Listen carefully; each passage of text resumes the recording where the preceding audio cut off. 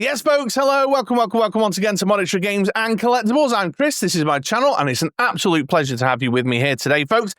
And it is time to talk about G.I. Joe Classified Series New York Comic Con spoilers. That's right, folks, this past week, in the run-up to New York Comic Con taking place on the 9th to the 12th of October, Hasbro's G.I. Joe social channels over on Instagram and Facebook, etc., gave us some spoilers, some teasers, some render reveals of some characters that we're going to be seeing at the New York Comic Con panel. So as always, folks, I've grabbed those pickies, I've jotted down a few notes, and I'm here to talk about those render reveals and get all juicy and excited about the New York Comic Con reveals that are coming down the pipeline. Let's get into it. Let's get into it, shall we, folks? Let's get straight into the first reveal, which happened like last Monday or Tuesday, and that is Hit and Run. So Hit and Run here, we knew he was coming down the pipeline. He was on the name-only reveals list that had been given to us by the G.I. Joe team on some previous streams and panels and whatnot.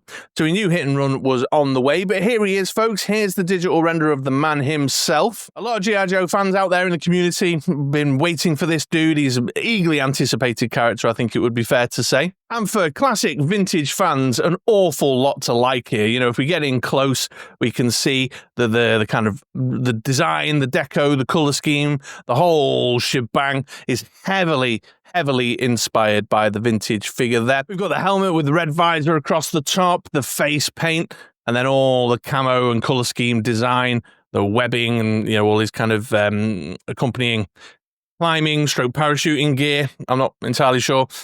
It's all very much like the original OG vintage figure there, all the way down to the accessory selection, like his duffel bag up here, just like the original character, the duffel bag. And he's also got the kind of grappling hook and the handle kind of situation and the large knife here too, which the vintage figures had. Now, we can't see the duffel bag from the front, but if I remember rightly, the knife had a knife sheath at the side or a way of carrying it on the side there. And you could then put the grapple rope through the duffel bag with the handle, couldn't you? So whether they're going to include some string with some of this stuff and allow us to be able to do that with our 6-inch figure, I suppose time will tell. Certainly the figure itself, despite being, you know, vintage inspired, has got lots of that kind of 6-inch classified-ized depth and sculpting in there. So we can see stuff like these two little grenades kind of hanging off his shoulder pieces there, which appear to be in a different green. Certainly on the render they are. We'll see what they're like on the original figure. All these kind of sculpted details. Got stuff like his buckles and carabiner clips and his climbing gear. With paint applications on the metallic sections, got this funky little bracelet on his wrist, you know, so there's lots of depth and character in there to bring it to life even further in the 6-inch form. The face sculpt looks intense. I think that's possibly because of the face paint around the eyes, but he certainly looks like he's got a very intense, dead-eyed stare there. Also looks like they've mixed it up a bit with the rifle. This is new, isn't it? I think. I'm pretty sure the original came with a kind of classic M16 look, but this isn't an M16. Is it an AR something or other? I know there's a few knowledgeable firearms folks in the viewing community there. One of you want to drop into the comments? Maybe Billy. Billy, you're usually pretty good at cluing me in on this stuff, what type of rifle we're looking at there. But it's certainly very similar kind of assault rifle style to the classic M16. But yeah, a little new rifle with like a little kind of torch strapped to the side and a little suppressor on the end there. So that's a nice looking gun, you know, if it comes out well. And he's, of course, got some kind of small arms with him as well. In addition to the larger knife, we've got the smaller kind of combat daggery thing, and what looks like a classic 9mm, like the Lethal Weapon one. What's that, a Beretta, I want to say? Someone give me some points if I have got that right. But there we go. So yeah, Hit and Run's good looking toy soldier there. Definitely, like I say, for those who are fans looking for that kind of 6-inch you know, version of their favorite OG vintage figures, this guy's, you know, just he's got vintage figure inspiration spilled all over him. But yeah, he's looking good, looking like a very solid little toy soldier with an interesting little specialism to give him a twist. However, moving in another direction with the next reveal, we've got the Mole Rat Stage 2. Which is basically a mole rat with a new fucked up head, is the bottom line of that. I made a video a short while back, actually, talking about this idea of like the creation of new characters in the classified series, you know, for this new generation of G.I. Joe. And this is obviously another version of a new character. So they've gone to the point now where an army builder they created from the ground up for themselves, they're now doing redecos of their own created army builder, which boggles my mind a little bit, I must be honest. And it is entirely the same, bar two aspects. So all of this body is exactly the same as the first mole rat, same design, same gear. We've got the same heads, we've got the same equipment, the backpack, the little energon flask thing, the little drill, the weird little gun thing. That's all exactly the same, just a new paint scheme. So the colours are different, with this sort of luminous green kind of piece here going on with the purple glowing trimmings in the eyes on that face mask. So yeah, it's just a new colour scheme basically on the body, with all the same gear. The other difference to the first mole rat, of course, is this additional head where this energon crystal stuff has just started to really go to the extreme and start bursting out and, just messing up his head. And it's got like a kind of skull thing going on there where it's just like kind of burst out so much that you can see the skull rather than the sort of mangled up face of the original head sculpt, which is kind of an interesting idea. I sort of get what they're going for here, like with these kind of messed up, fucked up energon kind of dudes. Story-wise, I can see the story they're trying to tell there. But you know what? I didn't pick up the first mole rat. I'm not interested in this one. The colour scheme's got a kind of Python-y patrol sort of vibe, actually. I think it would fit quite well in next to some of the Python patrol figures. But yeah, this is an example where they're creating their own characters and sort of forging their own direction of travel for G.I. Joe within the classified series line. That's just not switching me on, to be honest. It's not quite... I don't know, there's just something about it. I didn't pick up the first mole rat. I can't quite articulate what it is that I don't like about them. But, yeah, I don't know. When you compare it to like the Ghost Viper, which, is wacky and crossed the line where it's so wacky it's become badass and super cool, as one of my lovely viewers sort of observed. This just isn't kind of doing it for me, but I get what they're going for. It's not, it's not that bad, is it? I don't know. And as regular viewers around these parts will know, a wacky, bright coloured, off-the-wall colour scheme is not a problem with me. I like the wacky stuff, so this should appeal to me, shouldn't it? It should appeal to me. If this is your first time ever watching one of my videos, the regulars will tell you this weird shit is my bag. I like the more science fiction, fantasy elements of G.I. Joe, but for whatever reason, the mole rats don't appeal to me, and a new version of the mole rat just, is of no interest. So I think this one's an easy pass for me. Plus, at this rate, I'm going to have to start passing more because, the wallet's feeling the strain, innit? You know what I mean? Because I can't get a nice rhythm with the dropping of figures. I get pre-orders in the value of hundreds.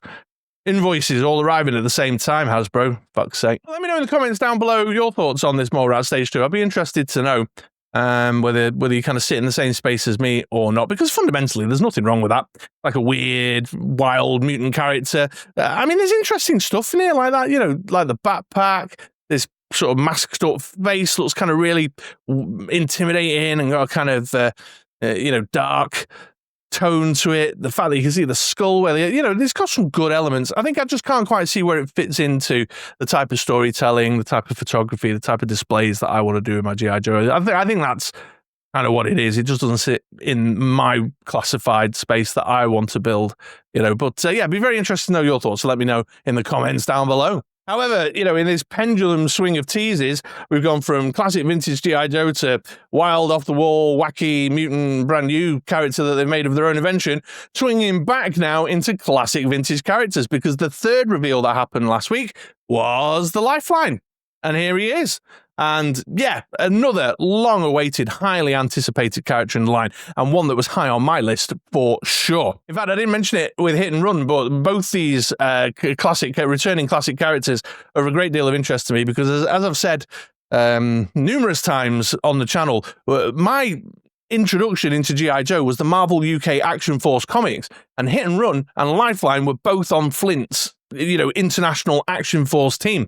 So they appeared in a number of the storylines that I read in those comics for that 1 to 2 years that they used to come out when I first came across it. And I had a Lifeline figure when I was a kid in particular. Didn't have a hit and run that I remember, but I definitely had a Lifeline and I loved my Lifeline.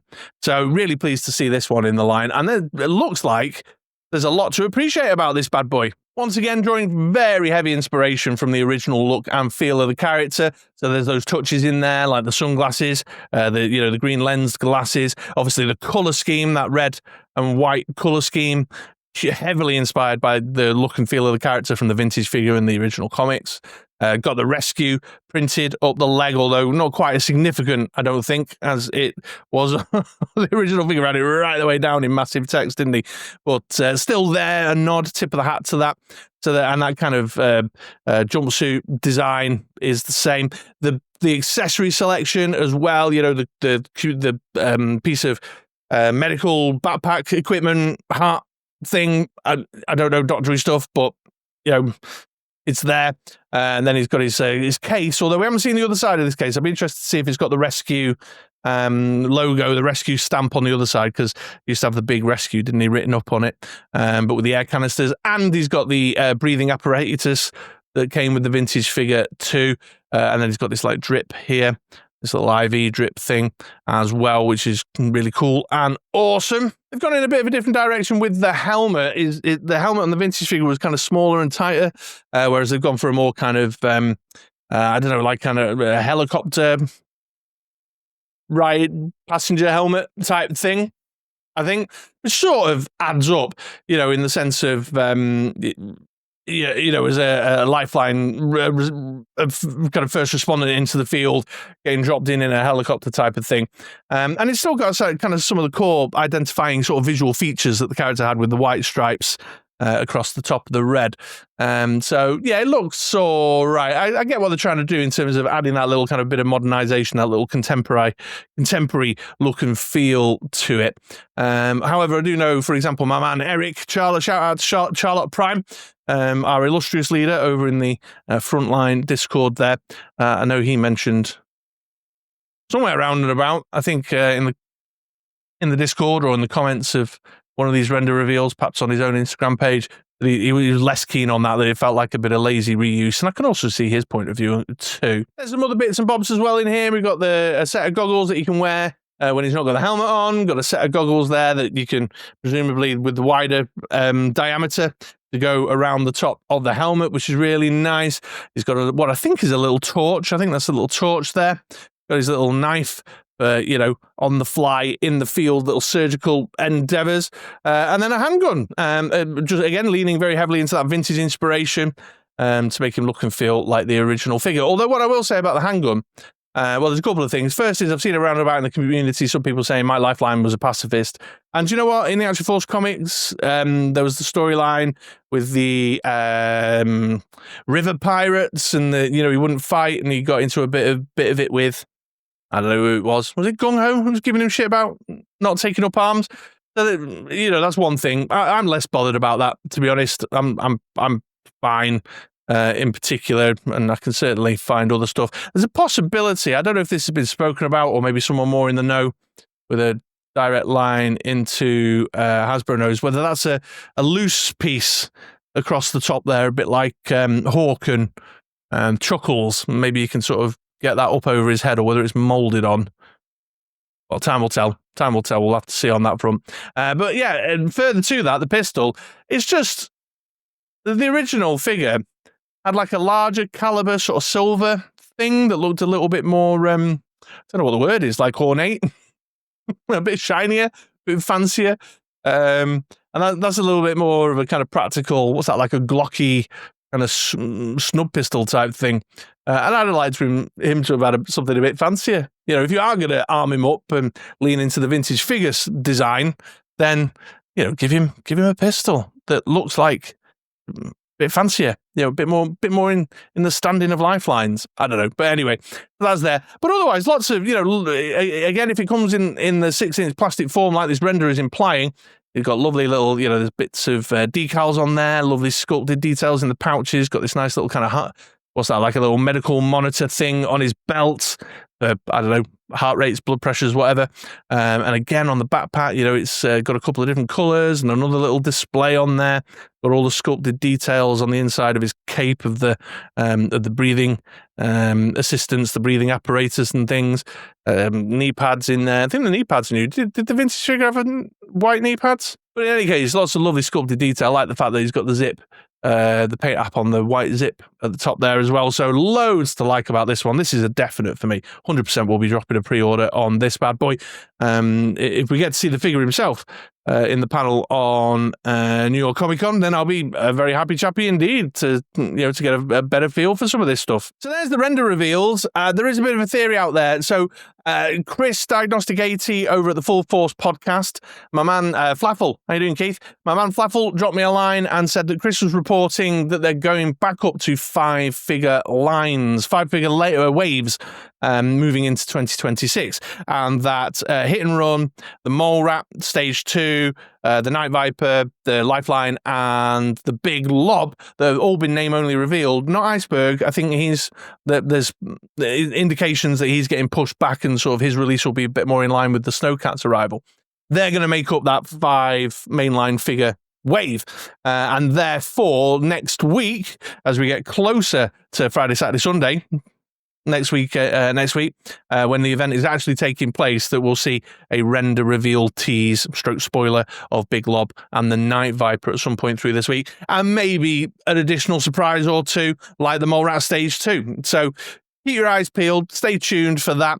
I've been picking this stuff up off Hasbro's official G.I. Joe socials page on their Instagram. What this actually means for the panel itself is, of course, yet to be seen. The panel's on the Friday for the Action Brands, off the top of my head. I think I've got a slide coming in a minute that's got it written on it, so we'll see it. But what that actually means for the panel, again, there's a bit of a kind of speculation, bit of a community sentiment that if these render reveals are being used as the pre-event spoilers, that at the actual event we'll see, at minimum, proper Shooting the Galaxy promo photos. Maybe the figures will be in hand, demonstration of the figures in hand, with a pre-order drop to start lining up the releases into the kind of late winter, spring of 2026, which is not unheard of. We've seen that happen before. If these render reveals are the sum total, though, they've popped their wad, haven't they? They really, it'll be spoilers in the truest sense of the word, because they'll have spoiled the panel experience, but I don't think they would do that. So, before we wrap up, there was one other little kind of teasery little thing that did the rounds last week. So, on the New York Comic Con website, in the blurb for the panel that is taking place, you'll see I've underlined it in red just there.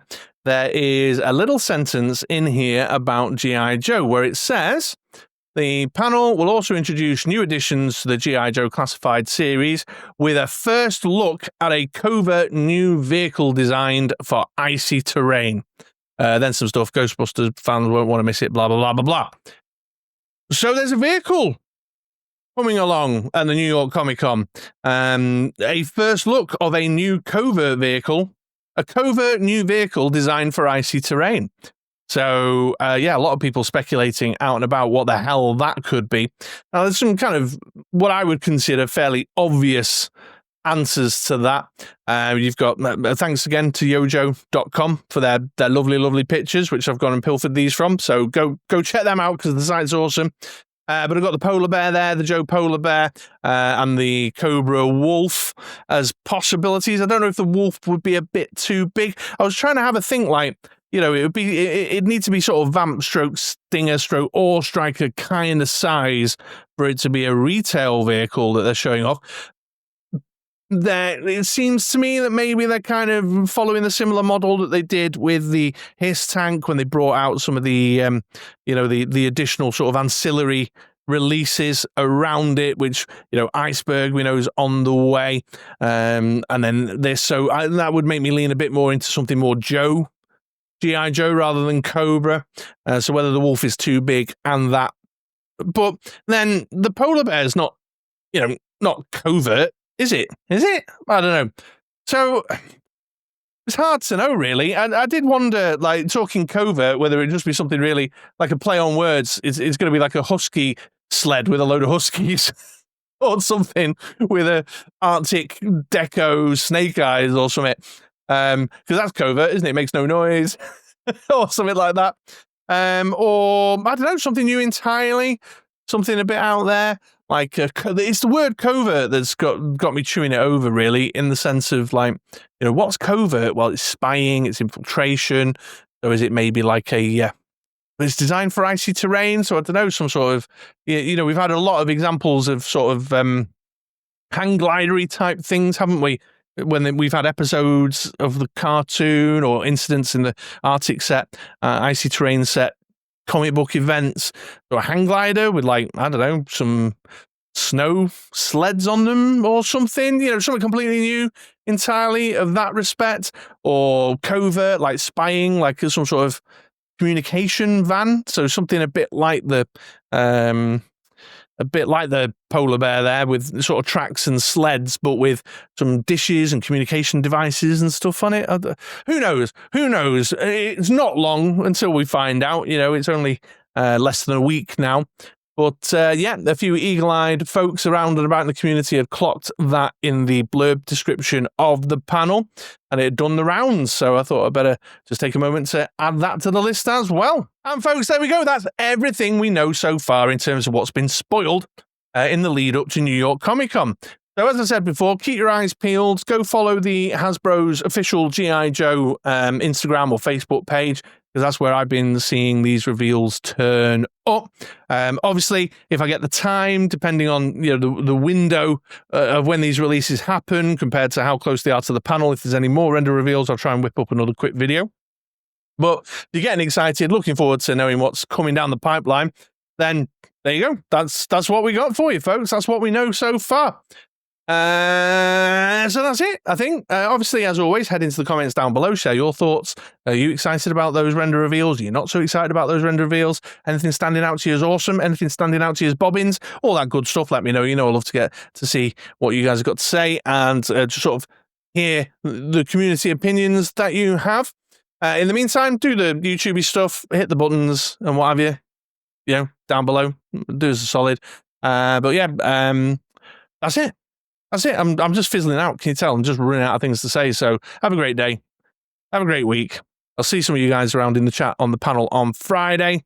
Otherwise, just come back for another video sometime soon, right? Got some more classified reviews coming down the pipeline, so I'm sure you'll enjoy them. All right? Take it easy. Bye-bye now.